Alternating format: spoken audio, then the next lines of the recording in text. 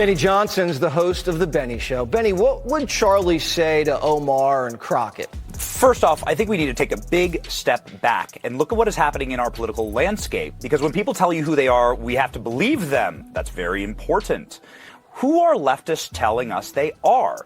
Right now, the entire Democratic Party is more angry that Jimmy Kimmel got a paid vacation to be with his children than that Charlie Kirk will never see his children again. Jesse, the Democrat Party is more outraged that an unfunny corporate TV comedian had to be put in timeout for a few days than that Charlie Kirk will never speak again. It is critically important to understand that this is not really a political issue anymore. This is now a moral issue. Because when you look at where the terroristic threatening is coming from in this country, it is coming from the left. And you need to ask yourself a question, which is, what has happened to these people? Where is your soul? Where is your humanity?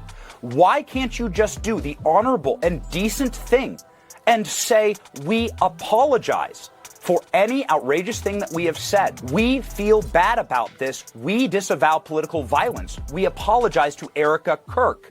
Your mourning and suffering must be excruciating. Why can't you just say that? That's what a decent and honorable person would do. And you want to share country with those kind of people. But that's not what's happening on the left. It's become a spiritual question, Jesse. These people need Jesus.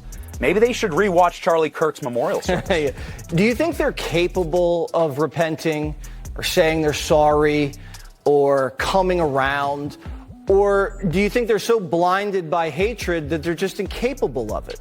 That's why I loved the memorial service yesterday, Jesse, is that you were able to see two very distinct and harmonious Christian principles on display yesterday. First, Erica Kirk's beautiful act of forgiveness, what I would call the single most apostolic, Christ-like action ever seen by the largest audience ever in human history. That's what happened yesterday when Erica Kirk forgave the trans radical Democrat assassin of her husband. A remarkable act. But then what you also showed on your program in the open was that there is a duty of our federal government to institute justice and to not forgive, and to wield the sword, as it says in Romans 13, that God establishes our rulers and our leaders, and that they have been given the sword for the terror of evil men. And President Trump personified that, so did Don Jr. and Stephen Miller beautifully in their comments, along with J.D. Vance. And just moments ago, Donald Trump designated Antifa a terrorist organization, a great first start.